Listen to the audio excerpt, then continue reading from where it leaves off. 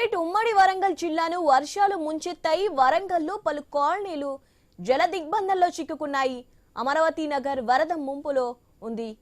బయటకి రాలేని పరిస్థితిలో కాలనీ వాసులున్నారు. పిల్లలు పెద్దలు రాత్రి నుంచి బిక్కుబిక్కుమంటూ ఎదురుచూపులు చూస్తున్నారు. ఆహార పదార్థాలు మొత్తం వరదలలో కొట్టుకుపోయాయి. సాయం కోసం బాధితులు ఎదురు చూస్తున్నారు.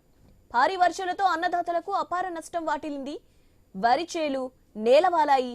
మిర్చి పంట నీటిలో మునిగిపోయిందని రైతులు ఆవేదన చెందుతున్నారు. ప్రభుత్వం ఆదుకోవాలని కోరుతున్నారు.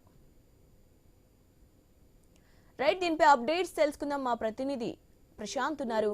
ప్రశాంత్, ఉమ్మడి వరంగల్ జిల్లాలో వర్షాలకు సంబంధించి అప్డేట్స్ ఏంటి, అక్కడ పరిస్థితి గురించి?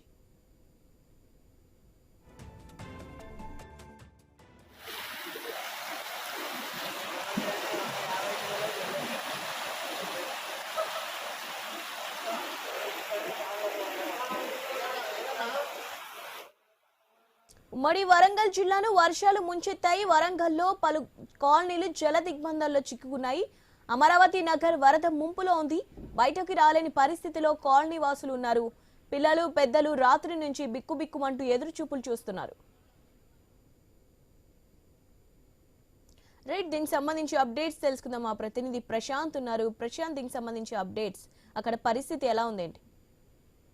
ఎస్ శివాని, మెంతా తుఫాన్ ఎఫెక్ట్ తెలంగాణ రాష్ట్రంలో ముఖ్యంగా ఉమ్మడి వరంగల్ జిల్లా పైన తీవ్ర ప్రభావం చూపించిందని చెప్పవచ్చు. ఇప్పటికీ ఇంకా తెలంగాణ రెండో రాజధానిగా పిలువడే గ్రేటర్ వరంగల్ సిటీ మొత్తం కూడా ఇంకా జల దిగ్బంధంలోనే ఉంది. ఇప్పటికే అటు స్థానిక ఎమ్మెల్యే నాయని రాజేందర్ రెడ్డి సహా అందరూ ప్రజాప్రతినిధులు వరద ప్రభావిత ప్రాంతాలను ఉదయం నుంచి కూడా పరిశీలిస్తున్న పరిస్థితి అయితే ఉంది. ఇంకా ఎక్కడికక్కడ నీళ్లు నిలవడంతో అయితే లోతట్టు ప్రాంతాల ప్రజలంతా కూడా జల దిగ్బంధంలోనే చిక్కుకున్నారు. చాలా ఇళ్లలోకి నీళ్లు చేరడంతో అయితే అర్ధరాత్రి పూర్తిగా ఆ పునరావాస కేంద్రాలకు వెళ్లి ప్రజలు తలదాచుకున్న పరిస్థితి అయితే ఉంది. ఇంకా వరద ఉధృతి కొనసాగడంతో అయితే పలు చోట్ల రాకపోకలకు తీవ్ర అంతరాయం కలుగుతుంది.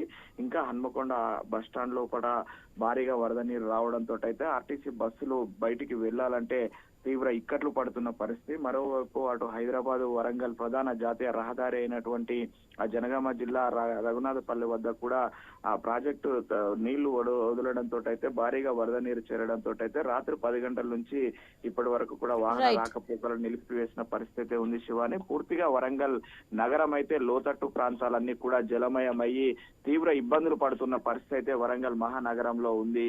పూర్తిగా అటు అధికారులు చేతులెత్తేశారని కూడా ప్రజలు వాపోతున్న పరిస్థితి. ఇప్పటికైనా రెస్క్యూ టీమ్స్, మున్సిపల్ కార్పొరేషన్ అధికారులు, ప్రజాప్రతినిధులు, పోలీసులు సహాయక చర్యల్లో పాల్గొనాలని కోరుతున్నారు. Shivani, thank you Prashanth.